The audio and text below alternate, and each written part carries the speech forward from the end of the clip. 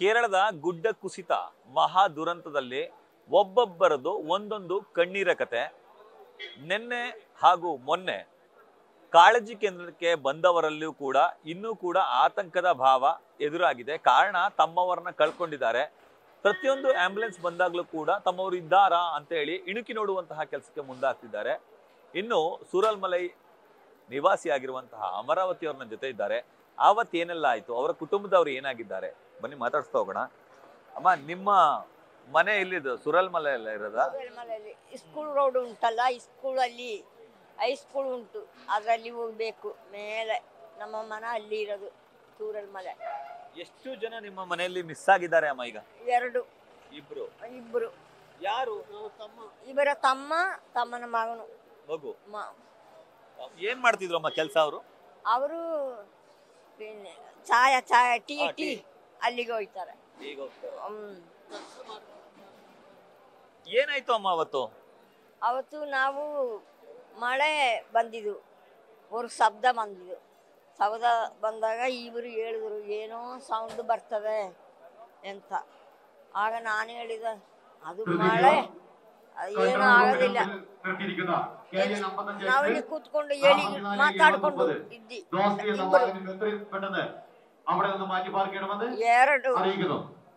ಎರಡು ಮಂದಿ ಬರುವಾಗ ಇವರು ಹೇಳಿದ್ರು ಇಲ್ಲಿ ನಾವು ಇರಬೇಡ, ಇದ್ರೆ ನಮ್ಗೆ ಆವತ್ತು ಬರ್ತದೆ, ನಾವು ಬೆಳಿಗ್ಗೆ ಹೋಗು. 2 ಗಂಟೆಗೆ ಇವರು ತಕೊಂಡು ಮಗಳು, ದೊಡ್ಡ ಮಗಳು, ಮರುಮಗ, ಇವರು ನಾನು ಕಾಡಲ್ಲಿ ಹೋಗಿ 2 ಗಂಟೆಗೆ ಹೋಗಿ ಬೆಳಗ್ಗೆ 6 ಗಂಟೆವರೆಗೂ ಮಳೆ ಕೊಡಲ್ಲ, ಏನೂ ಇಲ್ಲ.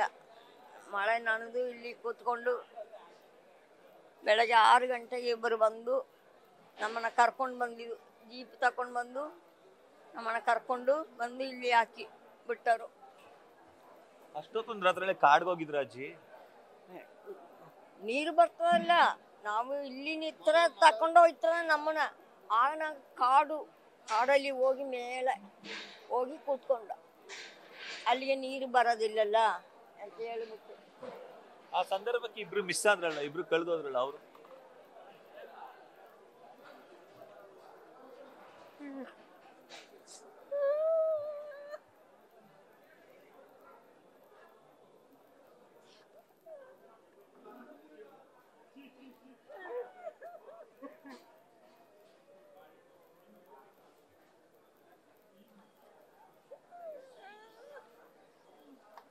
ಯಾರು? ನಿಮ್ಮ ಮೊಮ್ಮಗನ ಇವರು?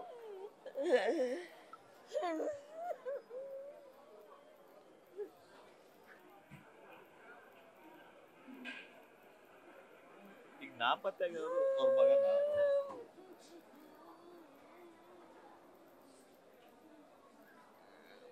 ಈಗ ಇಬ್ರು ಸಿಕ್ಕಿಲ್ವಜ್ಜಿ? ಇಬ್ಬರು ಸಿಕ್ಕಿಲ್ಲಪ್ಪ, ಎಲ್ಲಿ ಇರೋದು ಅಂತ ಗೊತ್ತಾಗೋದಿಲ್ಲ, ಅವರು ಸಿಕ್ಕಿಲ್ಲ.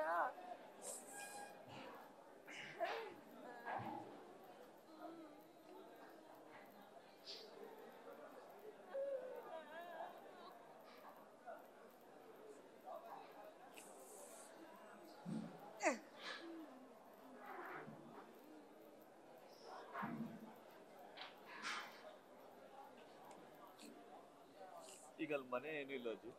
ಮನೆ ಉಂಟ ಏನೋ ಗೊತ್ತಿಲ್ಲಪ್ಪ, ನಮಗೆ ಅಲ್ಲಿ ಹೋಗಕ್ಕಾಗೋದಿಲ್ಲ. ಇದು ಮರುಮಗ.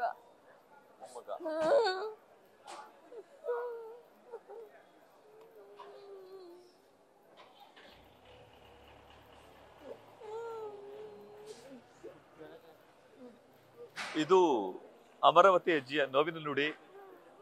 ತನ್ನ ಕುಟುಂಬದವ್ರನ್ನ ಕಳ್ಕೊಂಡಿದ್ದೀನಿ ಅನ್ನೋ ದುಃಖವನ್ನ ನ್ಯೂಸ್ ಫಸ್ಟ್ ಜೊತೆ ಹಂಚ್ಕೊಳ್ತಿದ್ರು. ಇದೇ ಸಂದರ್ಭಕ್ಕೆ ಅವರ ಇಬ್ಬರು ಮಕ್ಕಳ ಪೈಕಿ ಇಬ್ರು ಕೂಡ ಇನ್ನು ಬಾಡಿ ಸಿಕ್ಕಿಲ್ಲ ಅಂತ ಹೇಳಿ ಅವರ ಮೊಮ್ಮಗ ಹೇಳಿದಾಗ ಅವರು. ಕ್ಯಾಮರಾಮನ್ ವಿನಯ್ ಜೊತೆ Ravi Pandavapura, news first Kerala. News first ನಿರ್ಭೀತಿಯಿಂದ ನಿಮ್ಮ ಪರವಾಗಿ.